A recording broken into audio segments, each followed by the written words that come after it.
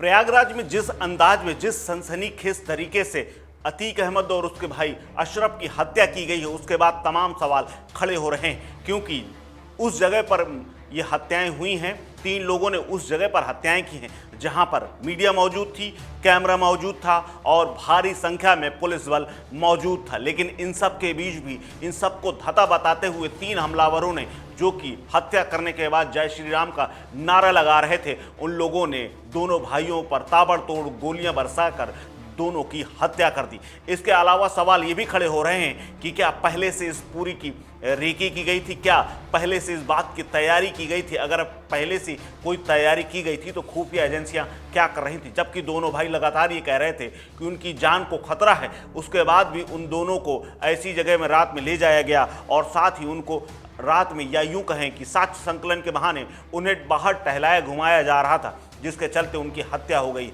इसको लेकर के समाजवादी पार्टी के नेता और अध्यक्ष अखिलेश यादव ने सवाल खड़ा किए हैं। उन्होंने स्पष्ट कहा है कि प्रदेश में अपने अपराध जो है वो चरम पर पहुंच चुका है। इसके अलावा उन्होंने ये भी पूछा है और ये भी सवाल किया है सरकार से कि क्या कुछ लोग ऐसा जानबूझकर ये माहौल बनाना चाहते हैं। इसके अलावा असदुद्दीन ओवैसी का भी बयान सामने आ गया है। उन्होंने भी ये कहा है कि ये हत्याएं जानबूझकर इनमें साजिश नजर आ रही है और ये स्टेट स्पॉन्सर्ड, तमाम लोग सोशल मीडिया में लिख रहे हैं कि स्टेट स्पॉन्सर्ड टेररिज्म है, यानी कानून व्यवस्था को लेकर तमाम सवाल खड़े हो रहे हैं। इन सवालों के बीच में सोशल मीडिया पर तमाम लोग सवाल कर रहे हैं कि आखिर अगर पुलिस और मीडिया की मौजूदगी में और उनका बाकायदा जो वीडियो शूट हुआ है, दोनों की हत्याओं का जो वीडियो सामने आ रहे हैं, उसमें स्पष्ट तौर पर सामने देखा जा रहा है कि अतीक अहमद और अशरफ दोनों की हत्याएं हो रही हैं, कैमरा चल रहा है, पुलिस पीछे भाग रही है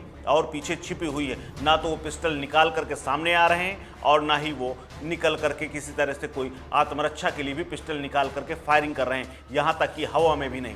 अब इस पूरे प्रकरण में राजनीति शुरू हो गई। अखिलेश यादव ने तो सरकार पर और कानून व्यवस्था पर सवाल खड़े कर दिए हैं, वहीं सोशल मीडिया पर लोग तमाम तरह के कमेंट कर रहे हैं। हालांकि इस बीच में बीजेपी नेताओं के भी बयान सामने आने शुरू हो गए हैं।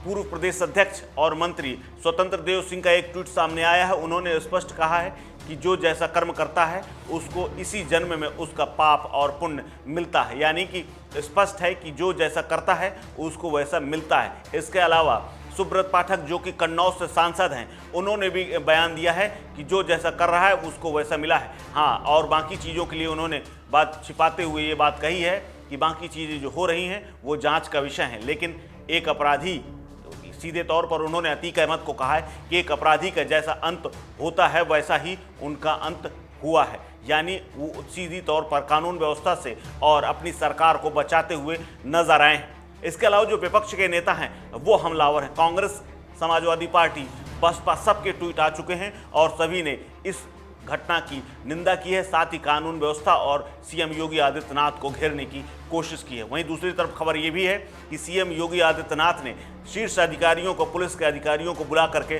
बैठाया है और उनसे बातचीत कर रहे हैं और उनसे इस पूरी घटना की और इस पूरी वारदात की जानकारी ले रहे हैं। और बताया जा रहा है कि डीजीपी और एडीजी कानून व्यवस्था प्रशांत कुमार ये मौके पर पहुंचे हुए हैं, यानी सीएम के आवास पर मौजूद हैं और वहां पर ये बैठक चल रही है।